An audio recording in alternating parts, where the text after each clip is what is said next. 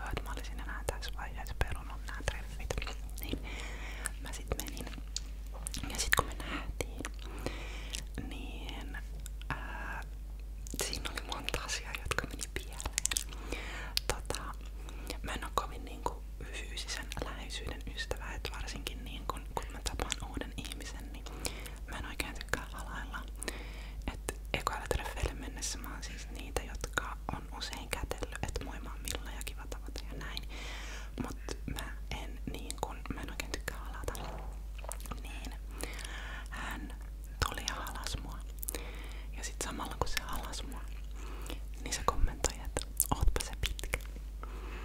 Ja mä olin vähän silleen, että no niin, here we go again, että nää treffit oli pilalla jo nyt, kun mä vihaan, kun mun pituutta kommentoidaan. Mä tiedän olevani pitkä ja siitä ei tarvitse tehdä sen isompaa numeroa. Ja ehkä osa sitten päätellä tosta, että tuli puku päällä treffeille, niin mun kumppani on siis mies. Ja erityisesti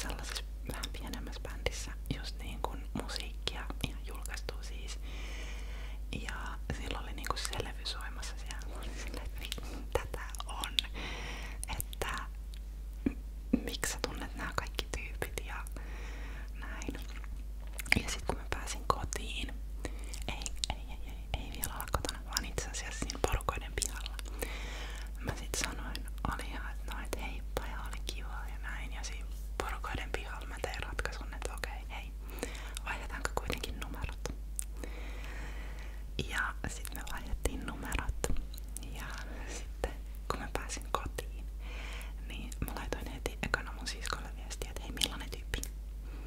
Ja sit mun sisko sanoi, että okei, et siitä on tosi pitkä aika kun ne on viimeksi nähnyt, mut ihan ok tyyppi, mut vaikuttaa vähän snobilta. Ja sitten mä totesin, että okei, no make sense, tuli puku päälle, ei töihin kun treffeille, taitteli sen kaulahuivin ja niinku joo, että vaikuttaa joo tosi snobilta, mutta ehkä mä pystyn elämään sen. Ja sitten tuli viesti tältä mun uudelta tuttavuudelta, että nähtäisikö kuitenkin sit vielä niinku toisen kerran. Ja sit mä vastasin siihen, että no itse asiassa vähän se, että mä olin kysynyt numeroa, niin oli niinku, tarkoitti sitä, että voitais nähdä toisenkin kerran. Ja tää oli ollut perjantai-iltana. Niin sitten me sovittiin, että nähdään heti sunnuntaina uusiksi. Ja sitten mä menin hänen luokseen ja me syötiin porkkanakakkua, koska se oli pitänyt tuparit edellisenä iltana, jossa oli ollut sitä porkkanakakkua, niin siitä oli jäänyt yli. Sitten hän smoothisti sohvalla teki tietysti sellaisen venyttelyliikkeen, että vähän otti mua siinä kainaloon jo ja se oli tosi jännittävää. Mutta me nähtiin aika lyhyesti silloin sunnuntaina sitten, koska mun piti mennä takas Poriin, mut kuitenkin nähtiin. Ja mä taisin mennä Poriin bussilla ehkä, mut mulla on sellainen olo, että mä oon joskus istunut bussissa ja miettinyt, että niinku, mitä ihmettä, että millaisen tyypin mä just tapasin ja miksi se tuntee nämä kaikki tyypit ja miksi se